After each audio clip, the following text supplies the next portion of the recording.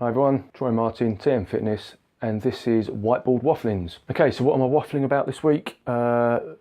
Flexibility, mobility and stability, and how this is going to relate to your training. So flexibility. The definition of flexibility is absolute range of motion in the joint or series of joints and the muscles that cross the joints. Things that influence flexibility include joint structure. So for instance, the range of motion you have through the hip is determined by, in part at least, by the way that the femur, your thigh bone, connects into the hip joint itself. So in some cases it connects almost kind of straight up, and in other cases it kind of connects like that. So you'll get a different range of motion through the hip, which is why some people can squat deeper than other people. Age obviously influences that, and actually as you get older, these kind of considerations become more important. Gender. Women, for instance, tend to be more mobile around the hips and the hamstrings than most men.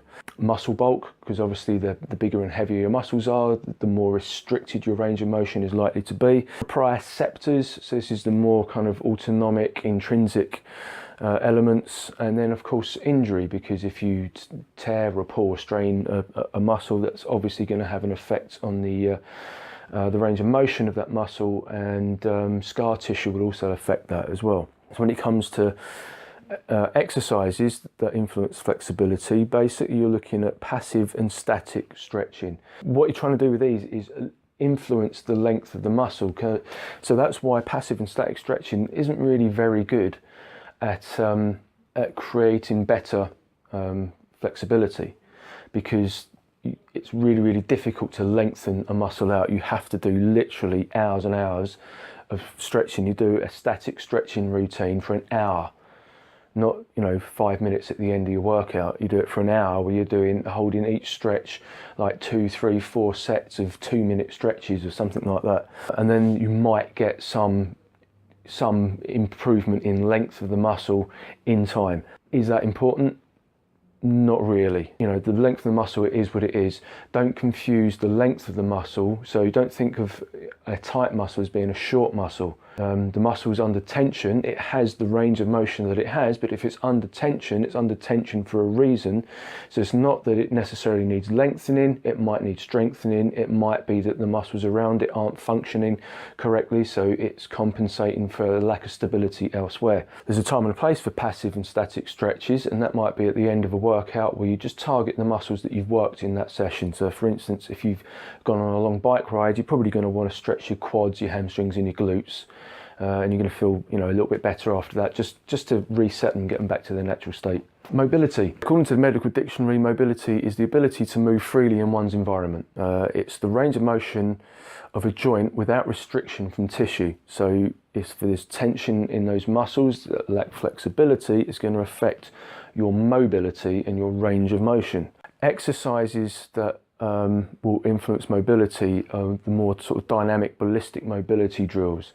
So any of your daily movement WODs, some of the more kind of ballistic stuff in Pilates and yoga, some of the like the Gray Institute lunge matrices are really good for this.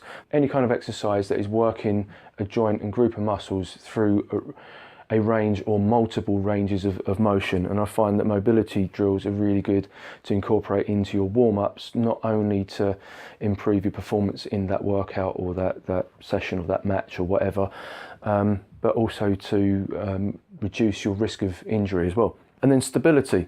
So stability is obviously the polar opposite of flexibility and mobility, but it massively influences these two. So the definition of stability is the ability to maintain or control joint movement. It's a quality, state or degree of being stable. Proximal stability leads to better distal mobility. The muscles around the core are generally between the shoulders and the hips. That includes the abdomen, the obliques, the lats, the extensor chain muscles along the spine.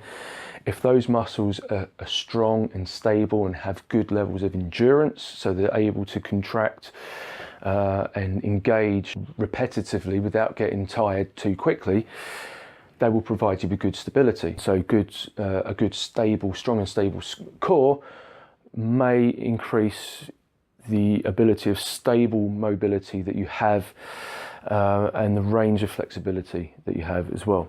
So they kind of work hand in hand. So I've got here, I've written stability and flexibility equals mobility. What I would generally do in a workout plan is I would usually work on stability first. So muscle recruitment, muscle activation of the glutes, the abdominals, the lats, all those kind of muscles, the key stabilizer muscles, and a lot of them are prime movers as well, but they have to be stable in certain movements to allow the smaller muscles to move freely. So I always work on stability first, so just a couple of activation exercises, then I'll move on to mobility drills, and that overall will increase your flexibility. When it comes to the training, you want to be looking at training movements, not muscles. So don't think about isolating muscles and joints. Think about training the whole kinetic chain, the whole movement as a whole. So you're looking at movement patterns. So going back to my previous video on the primal movements and understanding about planes of motion as well. So your sagittal, your frontal and your transverse planes. So some joints will have one plane, some joints are available in 2 planes, some joints are available in 3 planes. Understanding how to incorporate those planes of motion into your mobility drills and into your exercises to train both mobility and stability. I hope that makes sense. If you've got any questions about that, put it in the box, give me a like, give me a share, and I'll see you again soon. Later.